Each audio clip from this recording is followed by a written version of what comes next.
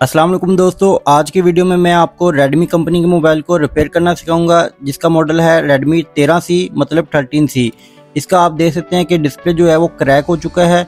जब कस्टमर मेरे पास ये फ़ोन लेके आया तो मेरे पूछने पे उन्होंने मुझे बताया है कि ये गिरने की वजह से क्रैक हुआ है। तो दोस्तों ये जैसे भी क्रैक हुआ हो, हमें इस बात से कोई गर्ज नहीं है, हमने इसको रिपेयर करना है। तो रिपेयर कैसे किया जाता है स्टेप बाय स्टेप सिखाने की कोशिश करूंगा। इस वीडियो को आपने लाजमी एंड तक देखना है। दोस्तों मोबाइल में जो ज्यादा फॉल्ट आता है वो डिस्प्ले का होता है, तो हमारी जो ज्यादातर वीडियो अपलोड की जाती हैं वो डिस्प्ले के फॉल्ट के मुतालिक होती हैं। दोस्तों हर उस मोबाइल की वीडियो अपलोड की जाती है जो नया होता है, ठीक है। इन वीडियो का फायदा ये होता है दोस्तों कि जो भाई मोबाइल को पहली दफा ओपन करना चाहते हैं, मतलब कि जैसे ही मॉडल नया आता है, जिन्होंने नहीं पहले ओपन किया होता उनके लिए आसानी हो जाती है और वो ये वाले फॉल्ट को रिपेयर करना बहुत आसानी से सीख जाते हैं। तो दोस्तों जो भाई ये मोबाइल का फॉल्ट रिपेयर करना जानते हैं, जो मोबाइल रिपेयरिंग को जानते हैं, वो चाहे मेरी वीडियो ना देखा करें। मैं उनके लिए यही कहूँगा कि आप अगर मोबाइल रिपेयरिंग का काम जानते हैं तो आप भी यूट्यूब चैनल बनाएं और दूसरे भाइयों को सिखाने में मदद करें। तो दोस्तों चलें शुरू करते हैं। मोबाइल को रिपेयर करना है। मोबाइल को रिपेयर करने के लिए सबसे पहले हमें एक्सरे की जरूरत होती है, क्योंकि इनकी बैक ओपन की जाती है फ़ोनों की, ठीक है। मैंने आपको पहले भी वीडियो में बताया है कि जिस मोबाइल के पीछे कट लगा हो तो उसकी पहले बैक ओपन की जाती है। तो इस मोबाइल को ओपन करने के लिए सबसे पहले इसकी बैक को ओपन किया जाएगा। तो दोस्तों फ़ोन को आपने अच्छे से देख लेना है, जहाँ पे आपको थोड़ा बहुत गैप नजर आएगा वहां से आपने एक्सरे को एंटर करना है और इसकी बैक को ओपन कर लेना है। तो मुझे दोस्तों यहाँ से गैप नजर आया है, मैं यहाँ से एक्सरे एंटर करूंगा और इसकी बैक को ओपन करूंगा। तो बहुत आसानी से इसकी बैक को ओपन कर लेते हैं। उसके बाद इसके डिस्प्ले को चेंज करना शुरू करते हैं।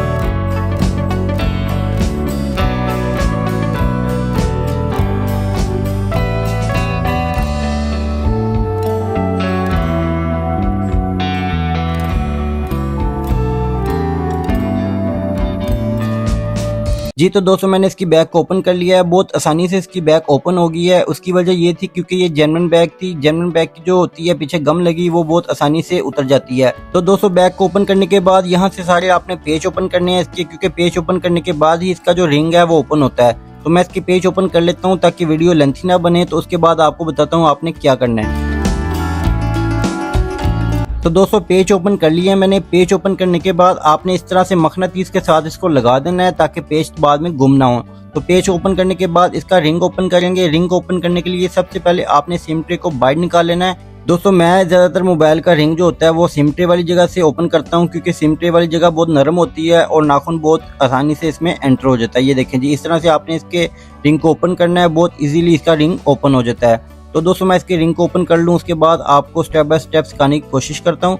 अच्छा यहाँ पे आपको एक और बात बता दूं कि जब भी आपने किसी मोबाइल का रिंग ओपन करना है तो यहाँ पे फिंगरप्रिंट की स्ट्रिप लगी होती है, उसको आपने बहुत एहतियात से उतारना है, क्योंकि बहुत सारे भाई यहाँ से उतारते हुए फिंगरप्रिंट की स्ट्रिप जो है वो डैमेज कर देते हैं। तो आपने ये गलती नहीं करनी, क्योंकि अगर ये डैमेज हो जाएगी तो फिर बाद में बहुत मुश्किल होती है। तो यहाँ से आपने पहले जैक को उतार लेना है। ये देखें जी, इस तरह से जैक को उतारेंगे फिर आपने इसका रिंग ओपन करना है। तो दोस्तों मैंने इसका रिंग बहुत आसानी से बाहर निकाल लिया है। अब इसकी बैटरी को बाहर निकालना है, ठीक है। बैटरी को समटाइम भाई होते हैं, ये देखें जी, इस तरह से ट्यूजर लेते हैं और ट्यूजर को ऐसे ऐसे करके ना बैटरी को सारा खराब कर देते हैं। आपने ऐसे नहीं करना दोस्तों।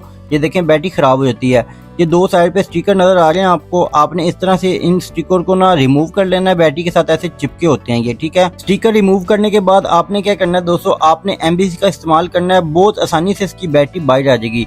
बात भाई ऐसे भी जोर लगा रहे होते हैं, तो आपने ऐसे नहीं लगाना। ये देखें जी, इस तरह से आपने MBC को पीछे डाल लेना है। बैटरी के यहाँ पे गैप होता है थोड़ा सा, तो आपने इस तरह से MBC को डाल लेना है। उसके बाद आपने इसके स्टिकर जो होते हैं ना उनको खींचना है, तो बैटरी बहुत इजीली बाहर आ जाएगी। ये देखें जी, यहाँ से पकड़ के आपने इस तरह से बैटरी को ना निकालना है बाहर को। स्टिकर जब आप निकालेंगे ना, MBC इसकी नीचे से जो होती है गम उसको बहुत नरम कर देती है। उसके बाद बैटरी बहुत आसानी से बाहर आ जाती है।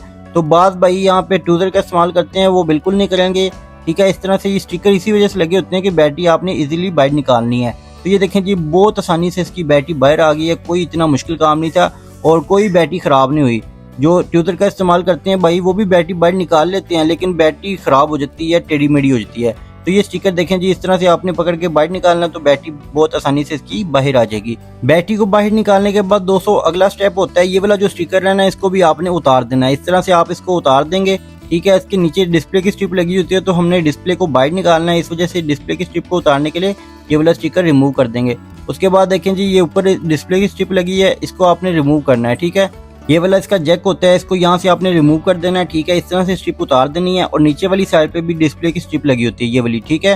ये चार्जिंग के साथ कनेक्ट होती है। आजकल के जो मॉडल आ रहे हैं मोबाइल, मतलब कि उनकी जो चार्जिंग स्ट्रिप है ना वो डिस्प्ले के अंदर ही होती है। तो आपने इन दोनों को उतारने के बाद डिस्प्ले को बाहर निकालना है। तो डिस्प्ले को आप एक्सरे से भी निकाल सकते हैं, किसी भी चीज़ से निकाल सकते हैं। मैं फिलहाल एक्सरे से निकालूंगा। दोस्तों एक्सरे से निकालने का फ़ायदा ये होता है, जो इसकी बॉडी होती है उस पर निशान भी नहीं आते। अक्सर भाई यहाँ पे टूल का इस्तेमाल करते हैं, लोहे की चीज़ का इस्तेमाल करते हैं, तो उससे बॉडी के ऊपर निशान आ जाते हैं। तो आपने थोड़ा सा परहेज़ करना है इस चीज़ से कि बॉडी ख़राब ना हो।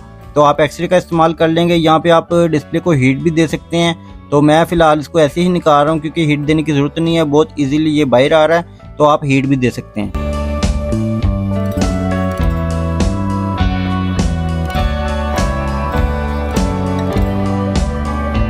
जी तो दोस्तों मैंने डिस्प्ले को बहुत आसानी से बाहर निकाल लिया है। डिस्प्ले को बाहर निकालने के बाद आपने इसकी जो बॉडी होती है ना, इसकी सफाई करनी है। रिंग की भी करनी है, हड्डी की भी करनी है और बैक की भी करनी है। ये देखें यहाँ से, और ये वाली जो होती है ना रिंग, इसकी भी आपने सफाई कर लेनी है। उसकी वजह ये होती है, जब हम डिस्प्ले को लगाते हैं ना तो उसके बाद अक्सर भाई सफाई कर रहे होते हैं तो वो डिस्प्ले की फिटिंग ख़राब हो जाती है।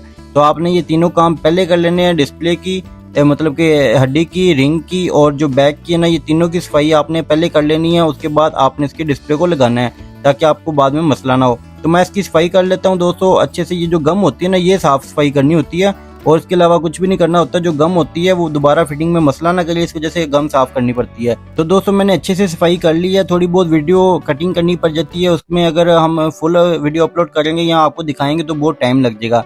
तो दोस्तों मैंने इसकी सफाई कर ली है। अब मैं इसके डिस्प्ले लूँगा, डिस्प्ले को अच्छे से चेक करेंगे, उसके बाद इसकी फिटिंग करेंगे।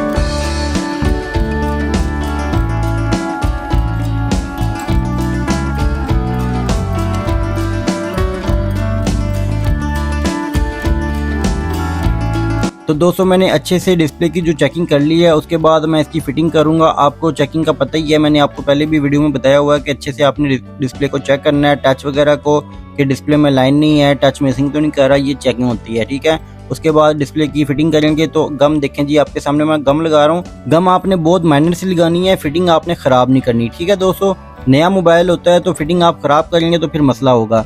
तो आपने गम को बहुत एहतियात से लगाना है, ज़्यादा गम नहीं लगानी है।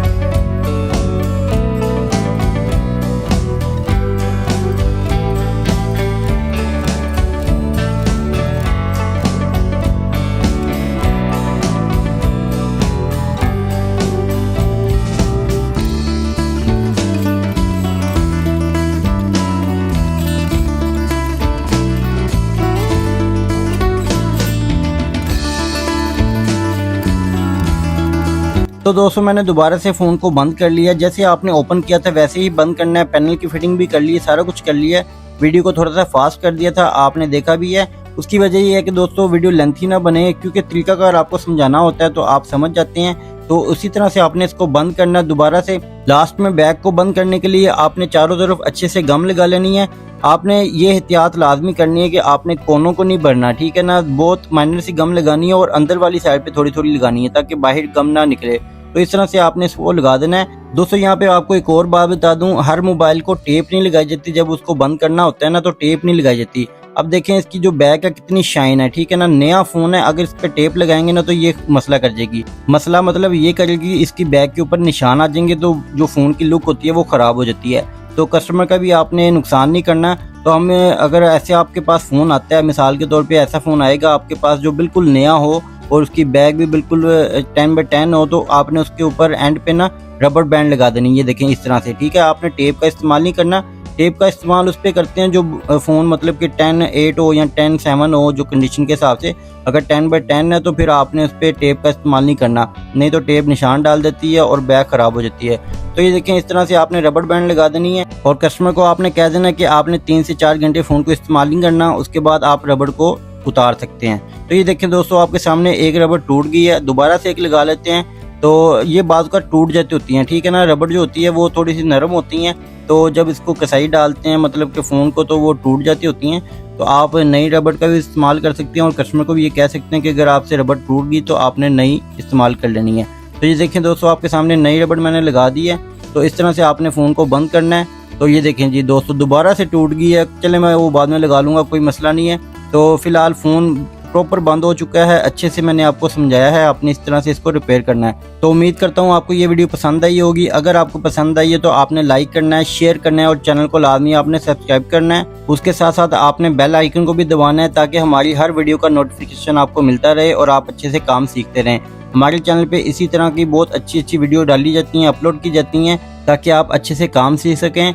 बहुत सारे भाई ऐसे होते हैं जो इंस्टीट्यूट में जाके मोबाइल रिपेयरिंग का कोर्स करते हैं, लेकिन बाद में फिर बहुत मसला होता है, वहाँ से वो कुछ भी नहीं सिखा के भेजते, फिर दुकानों पे धक्के खा रहे होते हैं। तो उनके लिए हमारी वीडियो होती हैं ताकि आपको कुछ ना कुछ तो हमारे चैनल पे आपको समझ आएगी ना, कुछ ना कुछ तो फॉल्ट रिपेयर करना आएगा ना। बहुत सारे भाई हैं जो हमारी वीडियो पे कमेंट करते हैं कि भाई हमें बहुत अच्छे से समझ आ रही है, आप ऐसे की वीडियो बनाते रहा करें। तो दोस्तों आपके लिए वीडियो बनाते हैं तो आपने भी लाइक और शेयर करना है, चैनल को सब्सक्राइब करना है। तो ये देखें दोस्तों, मैंने आपको ऑन करके भी दिखा दिया, इसमें कोई डॉट नहीं आया। ठीक है दोस्तों, अक्सर जो मोबाइल रिपेयरिंग वाले हैं जब वो पैनल लगाते हैं तो बीच में निशान शो होने लग जाते हैं। उसकी वजह वही होती है जो मैंने आपको पहले बताई है, सफाई नहीं अच्छे से करते। तो सफाई अच्छे से करने के बाद ये पैनल आपने लगाना है। तो दोस्तों मिलते हैं नेक्स्ट वीडियो में, तब तक के लिए अपना ख्याल रखिएगा। अल्लाह हाफिज़।